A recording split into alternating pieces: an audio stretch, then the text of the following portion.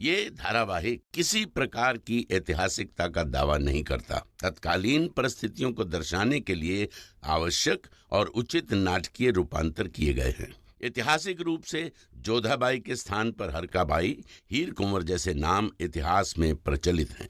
ये धारावाहिक किसी भी सामाजिक परंपरा और पारिवारिक संबंधों का ऐतिहासिक दावा नहीं करता है। इसका उद्देश्य किसी भी समुदाय की भावनाओं को ठेस पहुंचाना नहीं है।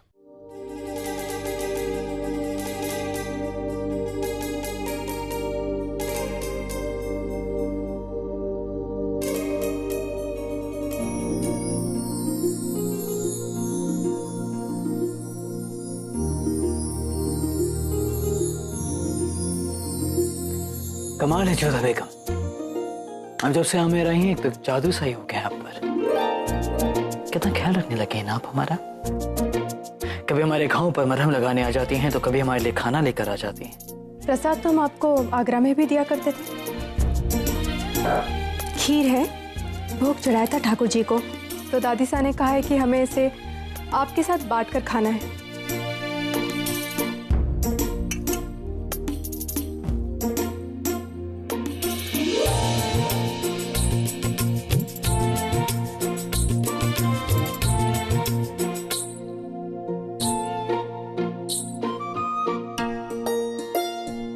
अब हमने क्या गुनाह कर दिया जोधा बेगम, आप जो हमें इतनी हैरत से देख रही हैं? आप सदैव अपने धुन में ही रहते हैं ना। किसी ने क्या कहा आपको कुछ ध्यान नहीं। अभी हमने कहा था कि इस प्रसाद को बांट कर खाना, आप स्वयं अकेले खा गए। खीर इतनी लजीज थी कि हमें ख्याल ही नहीं रहा। एक बात का और ध्यान नहीं रहा आपको। अब जो भी खाते हैं पहले परोसने वाला उसे चखता है। आज आपने अपना ये नियम क्यों तोड़ दिया? हम पर विश्वास हो गया है क्या आपको? नहीं जोधा बेगम, पर इतना इत्मीनान जरूर है कि आप हमें मारना नहीं चाहेंगे। और इतने बड़े विश्वास का कारण? क्योंकि अगर आप हमें मारना चाहती तो इतने मौके थे आपके पास, हमें मार सकती थी। हमारी मौत को एक हादसे का रूप दे सकती थी आप जोधा बेगम। अच्छा, हम भी तो जाने ऐसे कौन से अवसर चूक गए हम।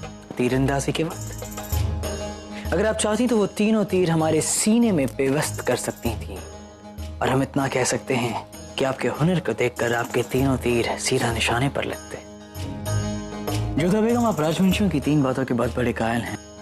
पहली ये कि आपकी जंगी तालीम बहुत बखूबी है। दूसरी ये कि चाहे जंग हो या रिश्ता, आप उसे बड़ी ईमानदारी से निभाते हैं। और तीसरी बात ये जोधा बेगम कि आप कभी पीठ पीछे वार नहीं कर सकते। और एक और बात जोधा बेगम, आप लोग तस्वीर बड़ी कमाल की बनाते हैं। लगता है कि इंसान जीता जागता आपके सामने खड़ा। अब इस तस्वीर को ही देख लीजिए।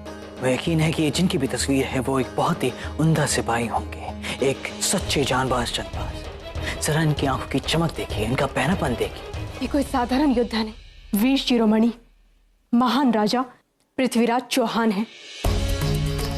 राजवंशों में सर्वश्रेष्ठ योद्धाओं में इन्हें गिना जाता है। कई विदेशी ताकतों को धूल चटाई है इन्होंने। यश ऐसा कि शत्रु इनका नाम सुनकर अपना मार्ग बदल देते थे। तेज ऐसा कि कई लुटेरे आक्रमणकारियों के शरीर में ठंडी लहर दौड़ पड़ती थी। और शक्ति ऐसी कि कोई भी युद्ध में इनका सामना नहीं कर सकता था। हाँ, छल से मोहम्मद शहाबुद्दीन गौरी ने इनको बंदी बना लिया था। कई यातनाएं दी, इनकी आंखें भी निकाल ली थी। परंतु वाह शूर वीर, केवल स्वर को लक्ष्य बनाकर ऐसा शब्द भेदी बाण चलाया कि गौरी के प्राण ले लिए। कभी कभी हमें ऐसा लगता है कि हम राजवंशियों को ऐसे और भी वीर योद्धाओं की आवश्यकता है जो मुगलों से हमारी रक्षा कर सके।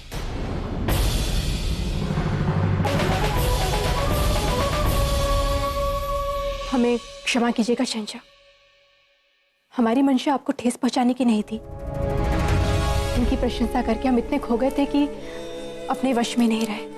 और ये सत्य भी है, इन्होंने जो कुछ किया तो सहस्त्र वर्षों तक वीर गाथा बनकर गाया जाएगा। बहुत खूब जोधा बेगम, आज हमें आपके एक और हुनर के बारे में मालूम होगा। आपको बताएं? हम मना करेंगे तो आप कौन से रुक जाएंगे? कह दीजिए। ना ही आपके हाथ में तीर है ना ही कमान, लेकिन फिर भी निशाना बखूबी लगाते हैं आप जोधा बेगम। आपकी हर एक बात सीधा निशाने पर लगी। जानते थे आप कोई सीधी बात तो कर ही नहीं सकते। जब भी बोलेंगे ताना ही मारेंगे। तेरी बात तेरी सोच।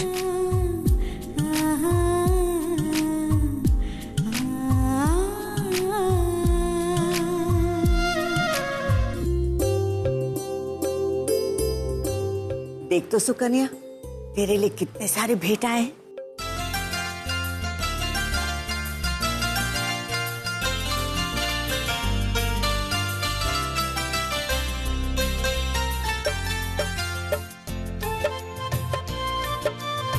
अच्छा सुकन्या, बता तो, इतने थालों में से जोधा जीजी और जमाई साहब की भेंट कौन सी?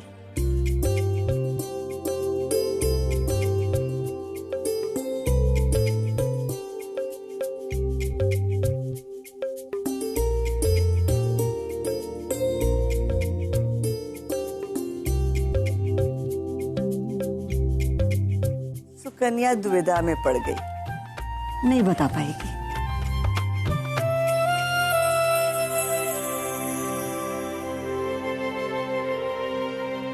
अरे सुकन्या, तू तो बड़ी सयानी निकली।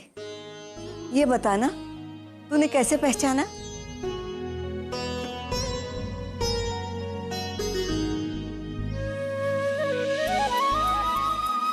इन चूड़ियों से दादी सा।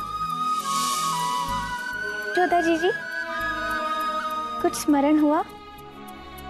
तेरी कांच की चूड़ियां नहीं चाहिए। ये समझ लो कि हमने अपनी सबसे प्यारी चीज दे दी तुम्हें।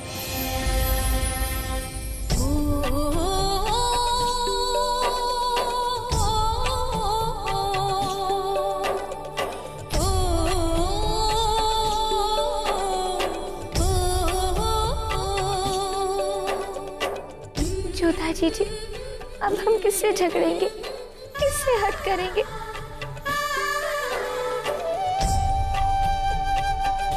सावधान! मुगल सल्तनत की महारानी हमीदा बानो पधार रही हैं। नमस्ते।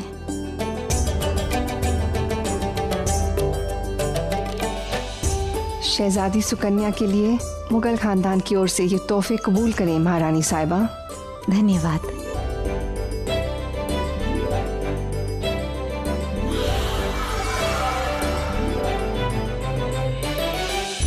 और ये तोहफे इन मासूम प्यारी बच्चियों के लिए हैं। इनकार मत कीजिएगा, इनमें शहंशाह का इसरार और प्यार दोनों शामिल हैं। जीजा साह ने अपना वचन निभाया। हमारे लिए भेंट हम ले ले।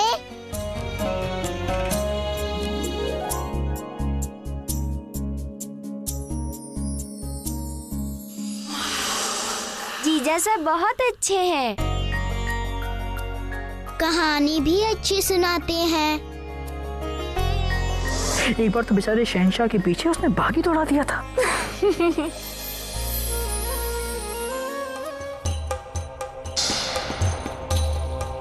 ये तोहफा हमारी ओर से कबूल कीजिए सुकन्या, और ये तोहफा शहंशाह की बेगम खास रुकैया सुल्तान की ओर से।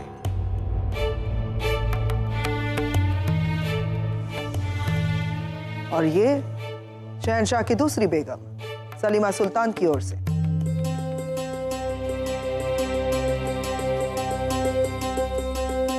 उन्होंने आपके लिए एक पैगाम भी भेजा है कि उन्हें बेहद अफसोस है कि वो आपके निकाह में शरीक नहीं हो पाई,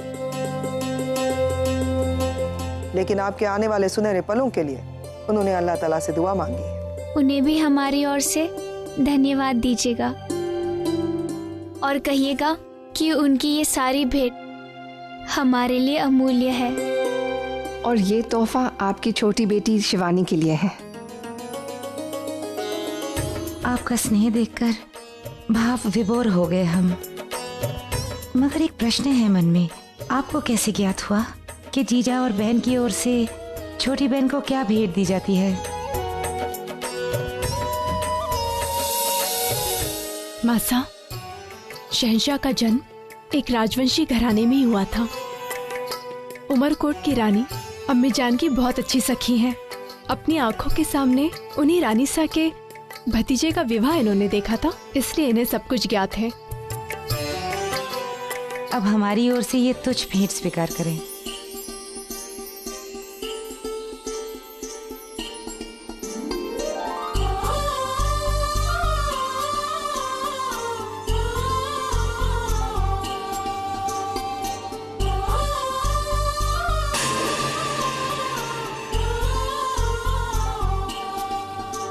महामंगा जी, ये विशेष रूप से हमने आपके लिए सिलवाए। आप ऐसी वस्त्र पहनती है ना?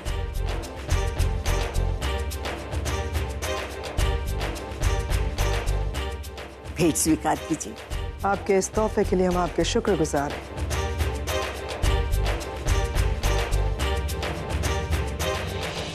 अरे जोधा बेगम, आपका तोहफा तो भूल ही गए हम।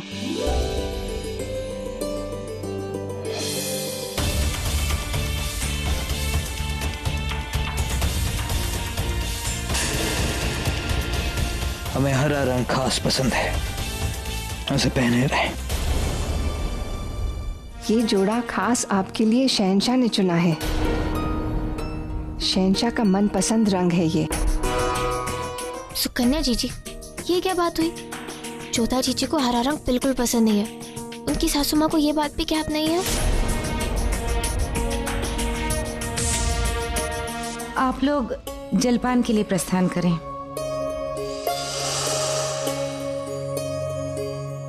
जोधा, ससुराल वालों की भेंट को मान देना ही होगा। आओ।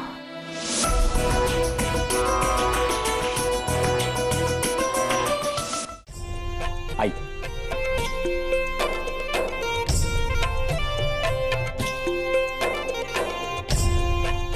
पधारिए समधी साहब, आपका स्वागत है।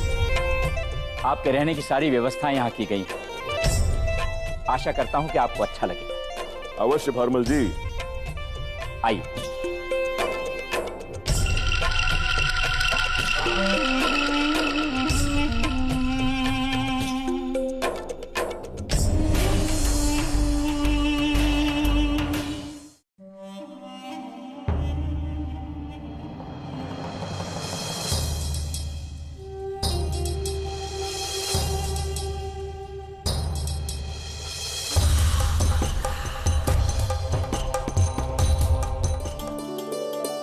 प्रणाम महामंगा जी।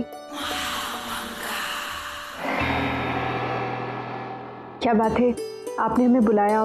कोई असुविधा तो नहीं है ना आपको? बिल्कुल नहीं, हमारा बहुत अच्छा ख्याल रखा जा रहा है यहाँ। देखिए ना, आपकी दादी जान तक जानती हैं हमें क्या पसंद है, हम क्या पहनते हैं क्या नहीं। काबिले तारीफ है आपके घर वालों की समझ।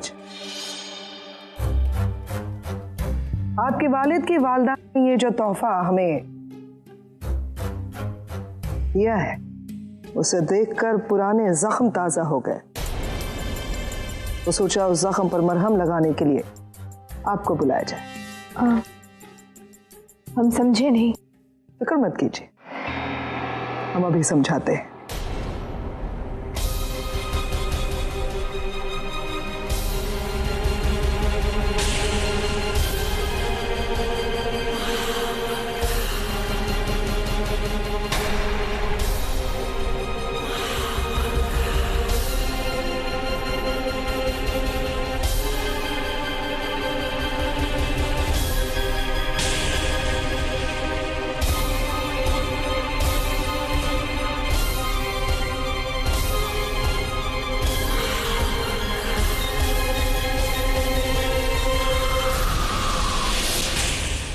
हम आपके यहाँ के रिवाजों के बारे में ज्यादा तो नहीं जानते हैं बेगम जोधा, लेकिन आपके और शहंशाह के निकाह के दौरान इतना जरूर जान गए थे कि दूसरों के दिए हुए तोहफे को किस तरह से इज्जत दी जाती है।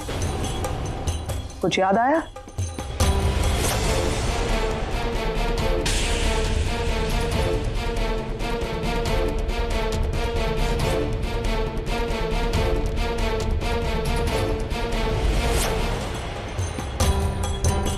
आप ही से सीखा है ये? बहुत गुस्सा आ रहा है आपको। हमें भी आया था जब आपने शहंशाह का दिया हुआ वो तोहफा सबके सामने जला दिया था। हम चाहते तो आमिर से दिए गए इस तोहफे का ये हश्र सबके सामने कर सकते थे, लेकिन क्या करें, मुगल सल्तनत की वजीर आलिया हैं हम। सारा काम तहजीब के दायरे में रहकर करना पड़ता है।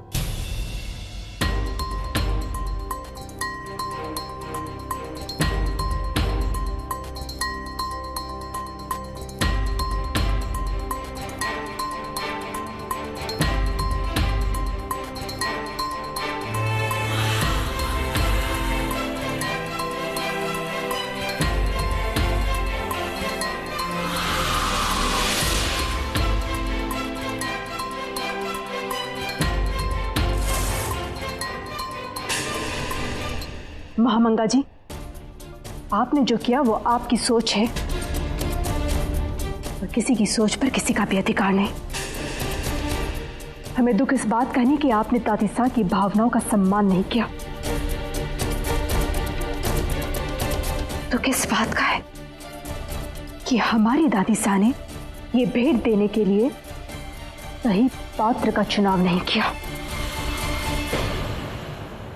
जैसे जिसकी सोच बेगम जोधा, आप ही ने कहा। वैसे किसी बांदी को बुलाओ आपके होजरे तक छोड़ने के लिए। नहीं, ये भी तो रिवाज आप ही का है। मेहमानों को अपने होजरे में बुलाकर बांदियों के जरिए बाहर का रास्ता दिखाने का रिवाज। हमारा काम हो गया बेगम जोधा, खुदा हाफिज।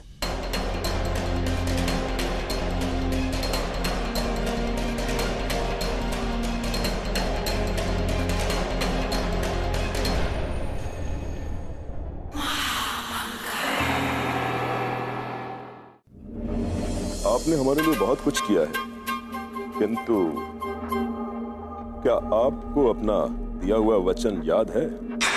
कौन सा वचन?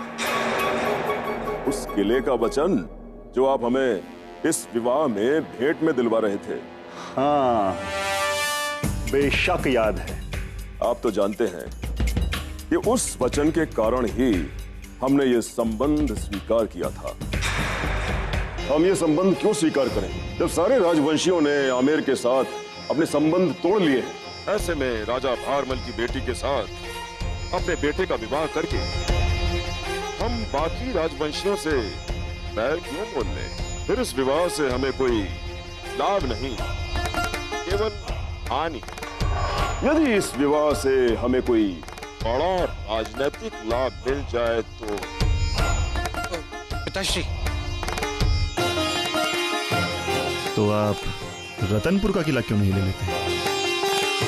शहंशाह भला हमें रतनपुर का किला क्यों देंगे? वो किला तो उनके लिए काफी महत्वपूर्ण है। शहंशाह के लिए अपनी जबान से ज्यादा कुछ भी मायने नहीं रखता। आखिर शहंशाह ने खुद ही तो कहा है कि यह शादी किसी भी कीमत पर होनी चाहिए, और रतनपुर का किला तो एक बहुत छोटी सी कीमत है। ठीक है, फिर हम विवाह पर मिलेंगे। हमने फौरन उसके बाद शहंशाह से बात कर ली थी। शहंशाह खुद शादी के दिन वो किला आपको सौंप दें। आओ।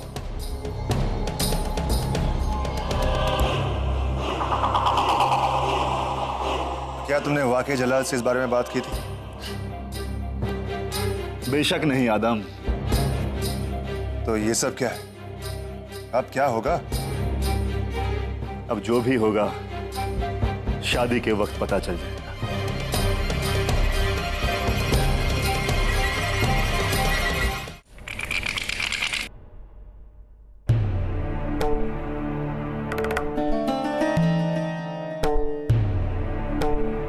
बड़ी अच्छी चौपड़ खेलते हैं आप कुंवर प्रताप। खेल में हमें आगे बढ़ने का मौका ही नहीं दे रहे। खेल हो या युद्ध, हम अपने शत्रु को खड़े होने का अवसर नहीं देते। सावधान! मुगल सल्तनत के बादशाह वीर शिरोमणि शहंशाह जलालुद्दीन मोहम्मद पधार रहे हैं।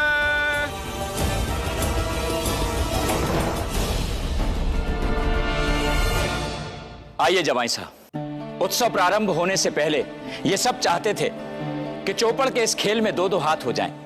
खेल ही ऐसा है राजा साहब कि कोई खुद को रोक नहीं पाएगा। वैसे हम भी इस खेल का शौक फरमाते हैं।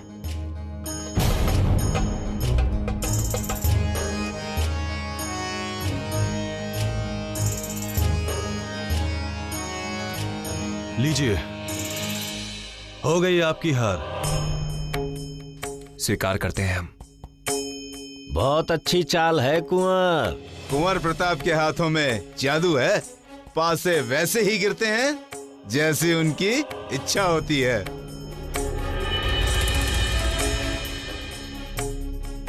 यही अवसर है। युद्ध क्षेत्र में जब ये दोनों आमने सामने आएंगे तब की तब देखी जाएगी, लेकिन आज यहाँ इस खेल में कुंवर प्रताप जलालुद्दीन को हार का स्वाद चखा ही सकता है। ठीक कह रहे हैं आप। भारमल जी, यहाँ बैठे राजवंशियों में से कोई भी कुंवर प्रताप से टक्कर ना ले सका। हम चाहते हैं कि आपके जवाई सा बादशाह जलाल कुंवर प्रताप के साथ 2-2 हाथ करें।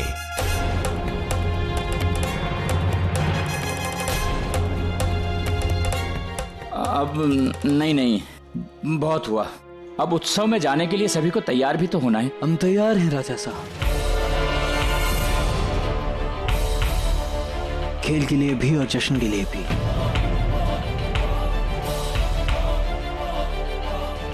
हम ये खेल खेलेंगे।